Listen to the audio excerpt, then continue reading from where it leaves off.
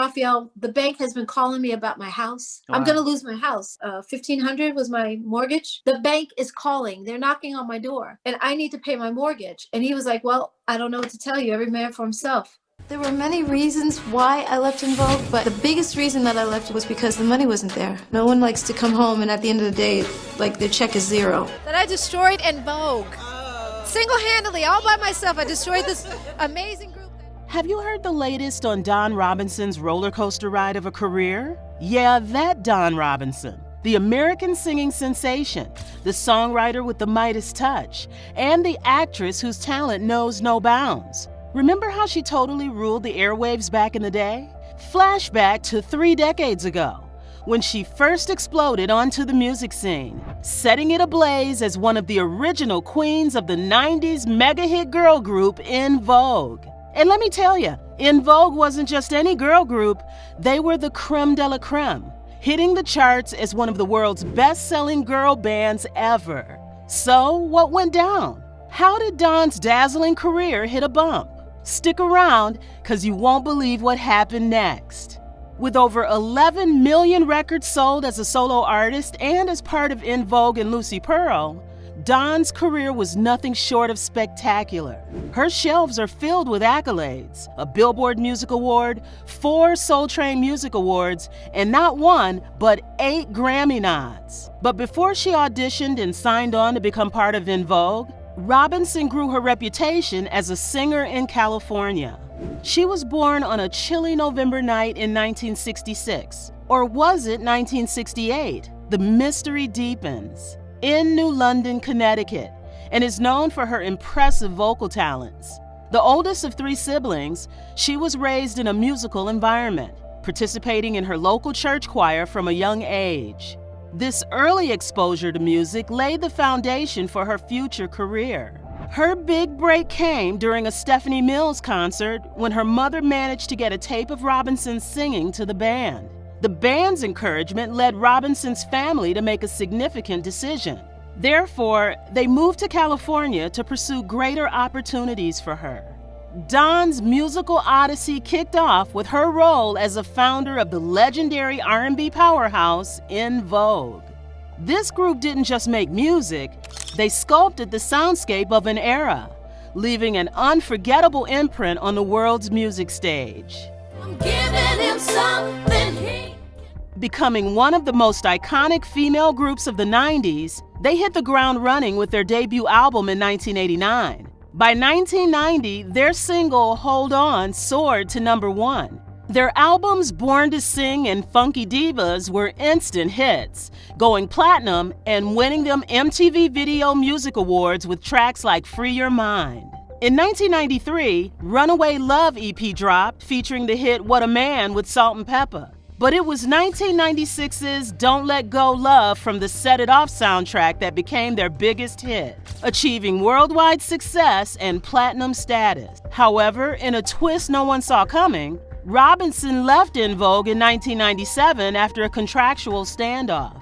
It was like, we weren't making the kind of money that I thought we should make as the caliber of group that we were. Right. 2 pennies per girl just to me was insane. So you didn't like the deal that was cut? Yes, exactly. Yeah, the deal was really from bad. the beginning. The first album was, you go in and you start and you don't know what kind of success you're going to have. And once you have that success, and we were at 3 times platinum on the first album. It was time to go back in and renegotiate. And we never did.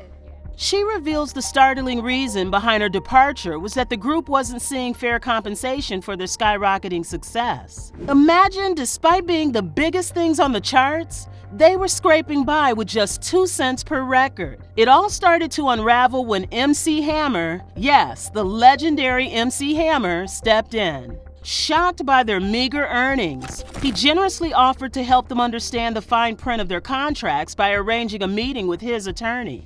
But his reaction was far from supportive when their producer caught wind of this. Instead of addressing the issues, he retaliated by cutting them off from writing on their next album and even went as far as revoking their royalties. Can you believe that? Despite their initial success, they found themselves trapped in a deal that left them feeling exploited. likening their situation to a slave owner mentality. It's a tale of betrayal, a struggle for what's rightfully theirs, and a fight against the industry's oppressive contracts. So what we got on the first album, we got on the second album, and the second album was even bigger than the first, and we're still getting the same money, and it was ridiculous. So I was like, you start waking up to see things, you're looking at your royalty statements, you don't understand the language of the contract that you initially signed, because we're not attorneys. We don't go in knowing these things right away. We did ask questions of our attorney, but things get a little confusing, and by the time you wake up and understand what's going on, you've already signed the contract.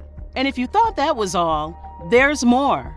After leaving the group in 1997, she faced the harsh reality of trying to speak her truth in an era without social media. With limited resources and advice to stay silent until she had new hits, her side of the story remained unheard for years. To add insult to injury, her former group members spread rumors about her being a diva, a narrative she vehemently denies. 1999, Robinson joined in Vogue to contribute to the movie Life by recording the jazz classic Drop Me Off in Harlem. That same year, her music journey eventually led her to collaborate with the group Lucy Pearl, featuring Raphael Saadiq and Ali Shaheed Muhammad from A Tribe Called Quest. The group released their debut album in May 2000.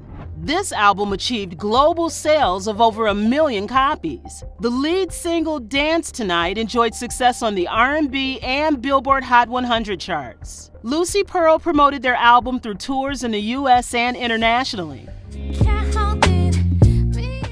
The group's second single, Don't Mess With My Man, also achieved success, especially in the UK and France, and matched the US chart performance of their debut single. However, following this release, history repeats itself.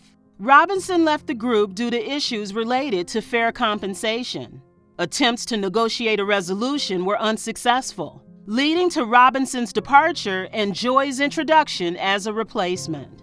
Yeah, we were just getting started and it was over before we knew it. So Raphael was not nice. I couldn't stand it. I couldn't do it anymore. I wasn't going to hang anymore because I lost my house during that whole thing. He told me, I don't have a lot of money to give you up front, but whatever you need, I got your back. I can figure it out.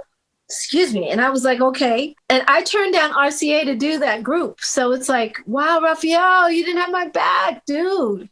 So like you didn't have my back. You didn't get the money you were supposed to be getting from your contract, or what happened? No, I didn't at all. No, well, he didn't have a lot of money to give me, remember? And by the time we started selling our record, I barely get, again, I admitted that I did not look at the terms of the deal. Robinson spilled some serious tea during her chat with Halftime Chat about the drama with Lucy Pearl. And, more juicy, her fallout with Saadiq. Can you believe it? Jealousy, financial woes, and ghosting. Oh my. So get this, apparently, Saadiq was green with envy every time the spotlight was on Robinson. Why, you ask? When you're the only girl in the group, you seem like a magnet for attention. Robinson tried to play peacemaker, pushing for unity to get to the money. But oh, the plot thickens. And he steps in between. Ali was to my right and Raphael was to my left, and we were just standing there waiting. And Lee Bailey steps in between me and Raphael. What did he do that for? And he walked away. And I was like, I looked at Ali and I was like, we're done.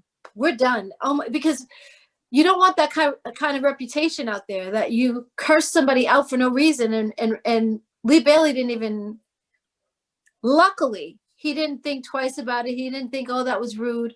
He might have been thinking it was rude, but he didn't care. You know what I mean? He kept going with us. And he was like, well, everybody wants to talk to Dawn Robinson and Vogue. And he did the little, he did our interview right there, standing there with the little dictaphone with me and Ali, because Raphael walked away. But wait, there's more. Robinson also threw some shade at Saadiq for not having her back financially.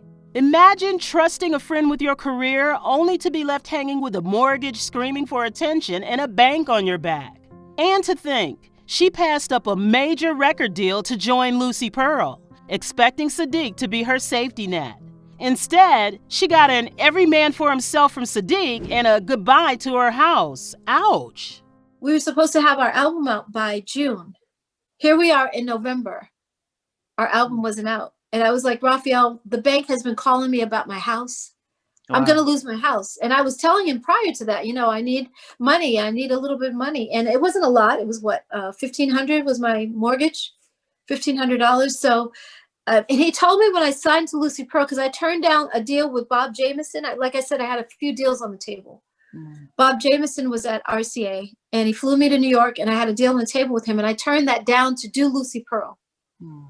So if I had your back, you should have my back like you said you would, because he told me, I don't have a lot of money to give you up front, but I can figure out how to find what you need if you need it. And I was like, cool. If you just, if that's what if you're telling me that when I'm down on my luck or I need a little bit of money, you're going to figure out how to help me out, then cool. In 2008, Dawn Robinson embarked on a solo journey, captivating audiences with her performances of En Vogue and Lucy Pearl hits. That year marked a significant reunion as Robinson took the stage at the BET Awards alongside music icons Alicia Keys, SWV, and TLC, reuniting with En Vogue for a memorable performance. This reunion set the stage for the 20th anniversary tour in 2009, celebrating 2 decades of En Vogue's influential music. The momentum continued into 2010, with all 4 original members gracing the cover of Jet magazine, signaling their unified return. However, despite the successful tours, Robinson opted out of recording for En Vogue's upcoming album in 2011 due to unresolved contractual disagreements. This decision led to her departure from the group, later discussed in a candid interview on Access Hollywood in 2012. In a bold move in 2012, Robinson, alongside Maxine Jones, announced the creation of a new girl group, Heirs to the Throne, sparking excitement with their new ventures' online presence and performances. Division, there's a lot of separation, there's a lot of sides over here and over there. It's we're just doing what we do. We all earned the name, we all built the name together, all 4 of us, and Cindy and Terry decided to do their own thing.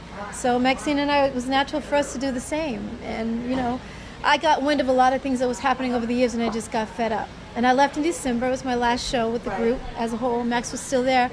And then by April, May, she was like, I'm out too.